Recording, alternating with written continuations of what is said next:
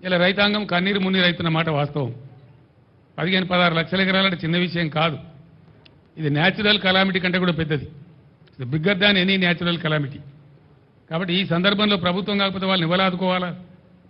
దానికోసం మేము డిమాండ్ చేస్తూ ఉన్నాం. మీరేదో తప్పించుకుంటాం అనుకుంటే మీ వీపులు విమానం మొత్తం మోగిస్తారు ప్రజలు, మిమ్మల్ని మాత్రం వదిలిపెట్టరు. మీ డ్రామాలు నడవాయని కూడా నేను మనవి చేస్తూ ఉన్నా. నేను కూడా 4 నెలల దాకా నన్ను ఎవరు తెరవలే. మన సూర్యాపేటలో నేను చెప్పిన 4 మాసాల దాకా నేను తెరవలే. టైం ఇవ్వాలి కొత్త ప్రభుత్వానికని మాట్లాడలే.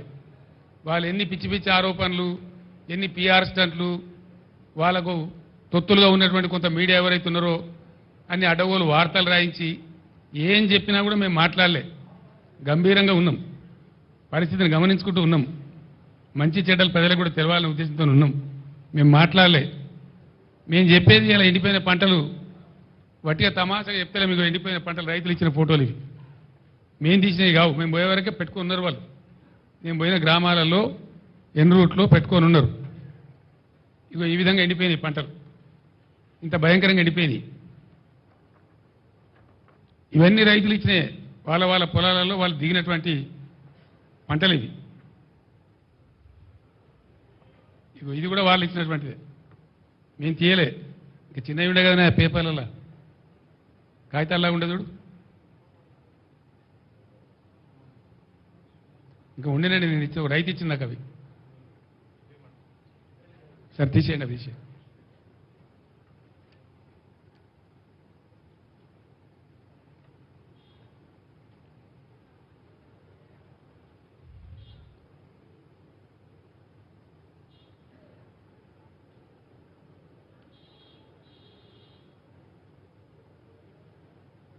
ఇంకా తమాష ఏంటంటే ఆ ముఖ్యమంత్రి మాట్లాడతాడు,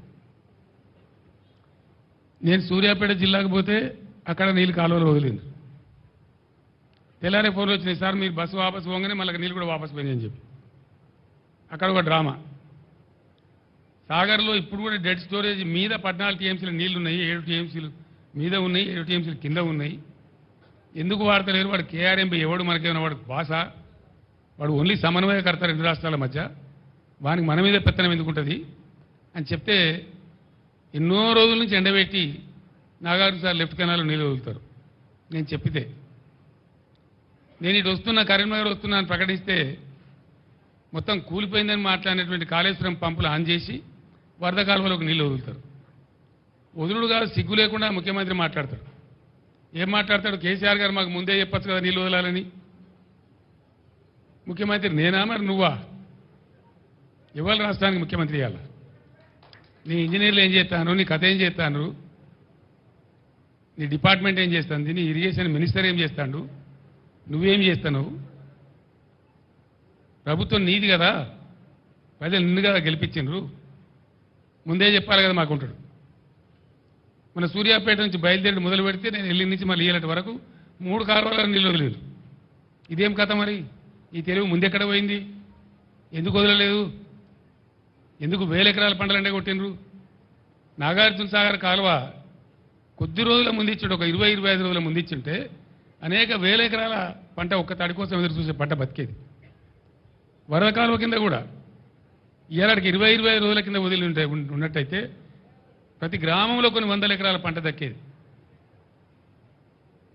బాధ కలిగేది ఎక్కడ అంటే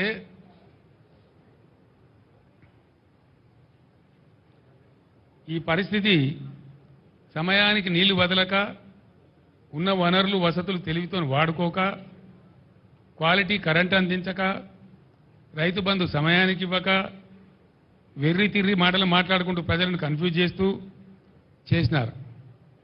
ఇంకా బాధల్ని రైతులకు. ముఖ్యమంత్రి ఏం చెప్పిండు? ఉరుకుండ్రి జల్దీ. ఇక అర్రాస్పాట వాడినట్టే, మంచి సమయం మించిన దొరకదన్నట్టు. పరిగెత్తుండ్రి జల్దీ తెచ్చుకోండి, డిసెంబర్ 9 నాడే నేను సంతకం పెట్టేస్తా, 2 లక్షల రుణమాఫీ చేస్తా.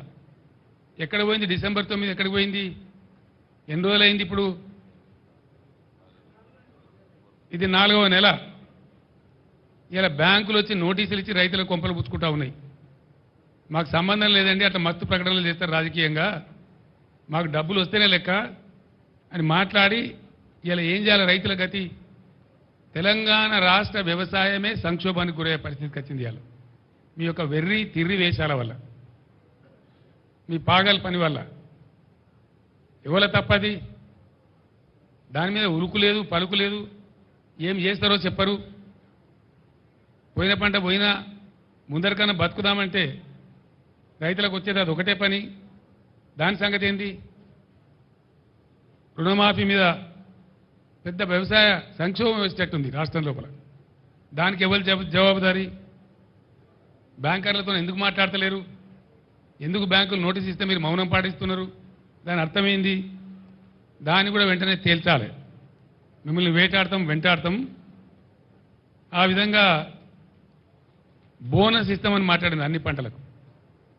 ఇలా నేను పేపర్లో చూసిన జొన్న పంట సగమే కొంటామని. అన్ని పంటలు మొత్తం కొంటాం, అన్నిటికీ బోనస్ ఇస్తాం. ఇలా జొన్న పంట వచ్చింది, సగం మాత్రమే కొంటామని చెప్పి అంటున్నారు.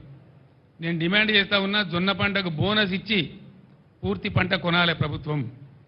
ఆ పంట చేతికి వచ్చింది, పోయిన పంట పోయింది కానీ మిగిలిన పంట అది వచ్చింది. అట్లనే వర్షాకాలం వడ్లు వస్తే దానికి బోనస్ ఇయ్యలే. క్వింటాల్కి 500 కట్టిస్తామని మాట్లాడింది, ఇయ్యలే, రూపాయి ఇయ్యలే. ఇప్పుడు కొనుగోలు కేంద్రాలు పెట్టినామని చెప్పిండు, ఇస్తారా ఇవ్వరా? దాని మీద ఉరుకు లేదు, పలుకు లేదు. ఇవ్వకపోతే మాత్రం మిమ్మల్ని వెంటాడతాం. మీరే చెప్తున్నారు కదా ఇది రెఫరెండం అనుకుని మాకు ఓట్లేయిందని. మీకు చూపిస్తారు ప్రజలు, ఇప్పుడిగా మీ సంగతి చూపిస్తారు. బోనస్ ఇవ్వకపోతే మిమ్మల్ని ఎట్లా బోగస్ అని చెప్పి మీకు ఎట్లా బుద్ధి పెట్టాను, కరువు కాల్చి వాత పెట్టానో పెడతారు మీకు. ఇప్పుడు దానికి ఎలక్షన్ కూడా అడ్డం రాదు, అది కూడా నేను చెప్తా ఉన్నా. ఎలక్షన్ కమిషన్ మీరు రాయాలి, ఎలక్షన్ కమిషన్ మీరు చిత్తశుద్ధి ఉంటే రాయాలి. మాకు బోనస్ ఇచ్చేది ఉంది, రైతాంగానికి ప్రకటించినాం, పర్మిషన్ ఇవ్వనాలి.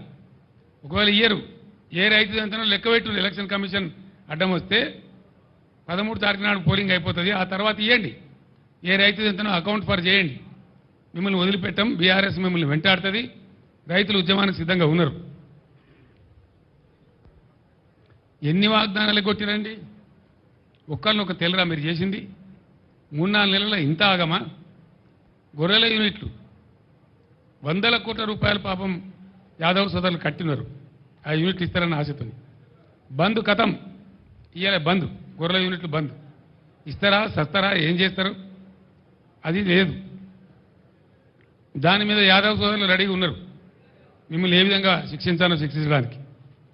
అదేవిధంగా దళిత బంధు మేము 1,30,000 మందికి శాంక్షన్ చేసినాం. మేము 10 లక్షలు ఇచ్చేవాళ్ళం, మీరు వాగ్దానం చేసింది 12 లక్షలు ఇస్తామన్నారు. దాని మీద ఉలుకు లేదు, పలుకు లేదు. మేము రిలీజ్ చేసిన డబ్బు కూడా ఫ్రీజ్ చేసి పడేసిండ్రు. నేను దళిత సోదరులకు విజ్ఞప్తి చేస్తా ఉన్నా, ఇటువంటి మొండి సర్కారుకు, ముద్దు నిద్రపోయే సర్కారుకు బడతలు పెట్టుకొని వాయించడమే కరెక్టు. వీళ్ళని గ్రామాలలో ఇప్పుడు పార్లమెంట్ ఎలక్షన్లు వస్తే నిలదీయండి, గీత గీయండి. ఏది మా దళిత బంధు అని చెప్పి దళిత గొంతుకలు ఇవ్వాలని చెప్పి నేను మనవి చేస్తా ఉన్నా. ఇది ఎట్లున్నదంటే అన్నవస్త్రం ఇస్తారని పోతే ఉన్నవస్త్రం ఉడిచిపోయింది అన్నట్టు. 10 లక్షలు కాదు 12 లక్షలు ఇస్తారా ఆశపడి మీకు ఓటేస్తే ఇలా మీరు చేసిన దందా ఏంది? 10 లక్షలు లేదు, పాత శాంక్షన్ లేదు, కొత్తది ఊసే లేదు, ఉలికే లేదు, పలికే లేదు. అదొక మోసం. ఈ 1,30,000 మంది దళిత పురులు గర్జించాలి ఎక్కడికక్కడ. ఈ కాంగ్రెస్ పార్టీ యొక్క ఎండగొట్టాలని నిలదీయాలని చెప్పి నేను మనవి చేస్తా ఉన్నా. అదేవిధంగా కళ్యాణ లక్ష్మి కాదు వీళ్ళు ఇచ్చేది, మేము తులం బంగారం కల్పిస్తామని మాట్లాడింది. మార్కెట్లో ముఖ్యమంత్రికి, ప్రభుత్వానికి తులం బంగారం కొందామంటే దొరకలేదా? ఎందుకు ఇస్తలేరు నాకు అర్థం కాదు. నిన్న 3వ తారీఖు, 4వ తారీఖు, 5వ తారీఖు విపరీతమైన పెళ్లిలైనవి. వాళ్ళందరూ ఆశపడ్డారు మాకు వస్తుందేమో తులం బంగారం అని. మీకు ఓటు కూడా వేసిండ్రు, అందుకే మీ గవర్నమెంట్ వచ్చింది. మీకు తులం బంగారం దొరకలేదా? దీని సంగతి ఏంది? ఇది కూడా మిమ్మల్ని తరుముతారు ప్రజలు. ఇది కూడా మీ రెఫరెండం కిందకే వస్తుంది. తులం బంగారం రాని వాళ్ళందరూ కాంగ్రెస్ పార్టీ కర్రు కాల్చి వాత పెట్టాలి, గ్యారంటీ. ఇక వృద్ధాప్య పెన్షన్ల స్టోరీ ఏందండి? బీఆర్ఎస్ గవర్నమెంట్ రాకముందు 200 రూపాయల పెన్షన్ ఉండే మీ మహత్తరమైన ఇందిరమ్మ రాజ్యంలో. 10 ఏళ్ళు మాకన్నా ముందు ఇందిరమ్మ రాజ్యమే కదా. కేవలం 200 రూపాయలు ఇచ్చి మీరు చేతులు దులుపుకున్నారు. 200 రూపాయలను మేము 2,000 చేసినాం. అప్పుడు మేము ఏమనుకున్నాం? 2,000 రూపాయలు భార్యాభర్తకి ఇద్దరికి ఇచ్చినా వచ్చేది 400. ఇంట్లో ముగ్గురికి ఇచ్చినా వచ్చేది 600. మనం 2,000 చేసినాం కాబట్టి ఒకరికి ఇచ్చినా సరిపోద్దని మేము 2,000 రూపాయలు ఇచ్చి ఒకరికి ఇచ్చినాం. ఎన్ని ఉన్నాయి వృద్ధాప్య పెన్షన్లు? దాదాపు 30 లక్షలున్నాయి. 30 లక్షల పెన్షన్లు ఉన్నాయి. మీరేం మాట ఇచ్చిండ్రు? మేము 2,000 పెన్షన్ ఇస్తే మీరు 4,000 రూపాయలు ఇస్తామని మాట్లాడిండ్రు.